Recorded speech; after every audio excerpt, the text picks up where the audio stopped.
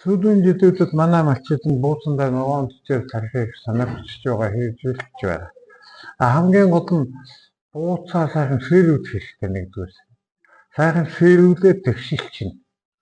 Тэгшлээд тэгээд 15 см-ийн зайтай тийм төмрөөр юу хийгээ тэргүүрээ татаад тэгээд 1 гад 160-аас 180 кг хушуу удааны үр хий. Тэгээд хушуу удааны үр хийгээд нөгөө мөрөөрөө ингээд 3-аас 4 см суудгана. Тэрнээс гүн суудгал соёлд нь орчихдаг. Тэгээд суудгасны дараа гараараа ингээд нөгөөхөө дараад өгчнө. Жаахан ягтруулаад өгчөөр соёлд нөгөө сэрэг хөрснөөс жаахан нам бодоод ирэхээр соёлд нь хурдан болдог. Тэгээ игнийг алдахгүй тарьсан нөхцөлд бол хоёрдугаарт бол заавал гаших хэрэгтэй.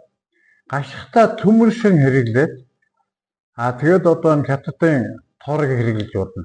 Тэгэхдээ өөртөө ашигладаг малын гашааны төмөр гашаанууд байдаг шүү дээ. Тэрнийхээ хэмжээгээр нөхөө аваад төмөр шангоо бүр зоочно.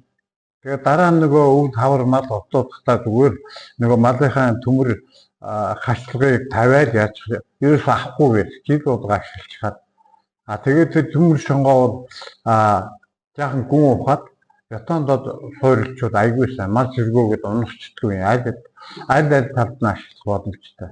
Ногоон тижэл тарихад хамгийн сайн сорсууд байна горналтын сорсууд байна. Горналтыг яагаад манай тохиромжтой гэхээр цаг уурын хувьд нэлээд төвштэй. Хушуу удааг тарихтаа аль болохоор навчлалт сайтай хушуу удааг сонгож авах хэрэгтэй. Хушуу удаач 3 юм. Навчлалт өргөнтэй дунд навчлалтай навчлалт нарийнтай гэсэн. Навчлалт өргөнтэйг нь хурааж авбал масс хэмжээ маш өтгөн нэмэгдэнэ. Өөрөөр хэлбэл хаашаашаа 20 м газар ингээд тарьсан байлаа гэхэд тэндээс 400 сот газар штэ.